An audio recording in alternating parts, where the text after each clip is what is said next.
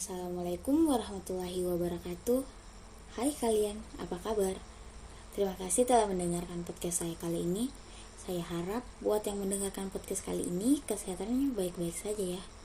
Soalnya bumi sepertinya belum pulih seutuhnya. Pada kali ini saya akan sedikit membahas terkait sejarah penyiaran di Indonesia dan di dunia. Sudah tidak asing lagi bukan mendengarkan kata penyiaran itu?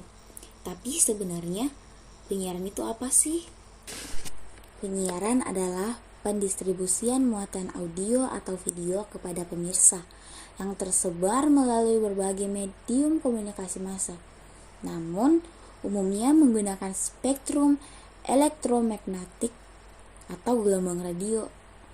Dalam suatu model, satu untuk banyak, penyiaran merupakan kegiatan penyelenggaraan siaran, yaitu rangkaian mata acara dalam bentuk audio, suara, maupun visual gambar, yang transmisikan dalam bentuk sinyal suara atau gambar, baik melalui udara maupun melalui kabel atau serat optik yang dapat diterima oleh pesawat penerima di rumah-rumah.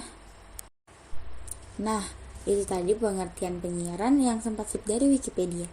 Selanjutnya, bagaimana sih awal terbentuk penyiaran di dunia dan di Indonesia, dan siapa saja dalang dari semua pembuat penyiaran ini meluas?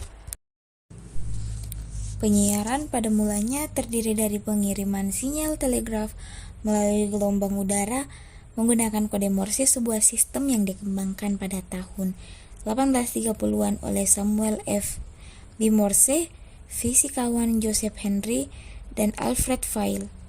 Mereka mengembangkan suatu sistem telegraf listrik yang mengirimkan pulsa dan arus listrik melalui kawat yang dikendalikan oleh suatu magnet listrik yang berada di ujung penerimaan sistem telegraf. Sebuah kode diperlukan untuk mentransmisikan bahasa alami hanya dengan menggunakan pulsa ini dan keheningan di antara keduanya. Oleh karena itu, Morse mengembangkan cikal bakal kode Morse internasional modern. Penyiaran audio mulai bereksperimen pada dekade pertama abad ke-20. Pada awal 1920-an, penyiaran radio menjadi media rumah tangga pada awalnya di pita AM dan kemudian di FM. Setelah Perang Dunia Kedua, dengan menggunakan VHF dan UHF, penyiaran satelit dimulai pada tahun 1960-an yang beralih ke penggunaan industri secara umum pada tahun 1970-an dengan DBS, Direct Broadcasting Satellites, yang munculnya pada tahun 1980-an. Awalnya seluruh penyiaran terdiri dari sinyal analog menggunakan teknik transmisi analog, namun pada tahun 2000-an penyiaran berpindah menggunakan sinyal digital menggunakan teknik transmisi digital. Dalam penggunaan secara umum, penyiaran paling sering mengacu pada transmisi informasi dan programan hiburan dan berbagai sumber kepada masyarakat umum. Kapasitas teknologi dunia untuk menerima informasi melalui jaringan siaran satu arah lebih dari 4 kali lipat selama 2 dekade pada tahun 6 sampai dengan 2007. Dari 432 eksplosita informasi yang secara optimal terkompres menjadi 1, zetabita.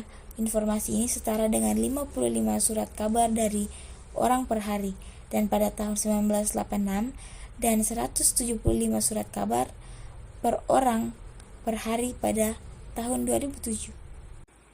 Di penghujung Maret tahun 1927, tepatnya di Istana Mangkunegaran, Surakarta, Solo, Sri Mangkunegara dan Prameswari Gusti Kanjeng Ratu Timur mendengarkan siaran langsung radio yang berisi pidato dari Ratu Wilhelmina dari kota Eindhoven, Belanda. Siaran itu membuat orang yang berada di Istana Mangkunegara terkesima. Kemudian 10 tahun berlalu, tepatnya pada 28 Desember 1936, Ratu Wilhelmina dan tamu undangannya di Istana Nordianda, Belanda pertama kali mendengarkan siaran langsung radio dari Solo, Indonesia berupa siaran gamelan Jawa yang mengiringi tarian budaya Serimpi. Selang beberapa lama, dalam rapat yang diselenggarakan pada tahun 1 April itu di Gedung Society Mangkunegaran, sekarang yang lebih dikenal Monumen Pers Nasional, disepakati pendirian sebuah lembaga penyiaran radio profesional pertama di kota Solo bernama Sulawesi Radio Vereniging atau disingkat dengan SRV. Ketika bangsa Jepang masuk ke Indonesia, menguasai Nirom dan menggantinya menjadi Hoshio Kanri Kyoko atau disingkat dengan HKK. Perlawanan budaya pun beralih menjadi perlawanan strategi politik militer.